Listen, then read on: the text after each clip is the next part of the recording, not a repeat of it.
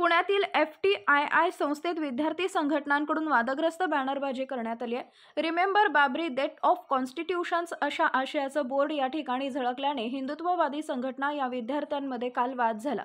त्यामुळे परिसरात तणावाचं वातावरण निर्माण झालंय। FTIIच्या कॅम्पसमध्ये खळबळ निर्माण झाल्यानंतर हिंदुत्ववादी संघटनांकडून हे बॅनर फाडण्यात आले।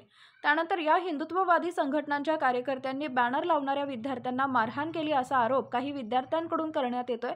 त्यामुळे FTII मध्ये तणावपूर्ण शांतता आहे। या घटनेचा एक व्हिडिओ देखील समोर आलाय, ज्यामध्ये हिंदुत्ववादी संघटनांचे काही कार्यकर्ते दिसत आहेत।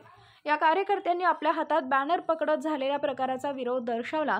त्याचबरोबर या कार्यकर्त्यांनी जय श्रीराम, हर हर महादेव, भारत माता की जय अशा घोषणाही दिल्या। घडलेल्या घटनेविषयी पोलिसांना माहिती मिळताच पोलिसांचा फौजफाटा FTII मध्ये दाखल झाला। परिसरातील कायदा व सुव्यवस्था टिकून राहावी यासाठी हा फौजफाटा तैनात करण्यात आलाय। घडलेल्या प्रकाराविषयी चौकशी करून कारवाई करण्याचे पोलीस उपायुक्तांनी आश्वासन दिले। त्याचबरोबर डेक्कन पोलीस ठाण्यात यासंबंधी गुन्हा दाखल करण्यात आला असून चौकशी सुरू आहे।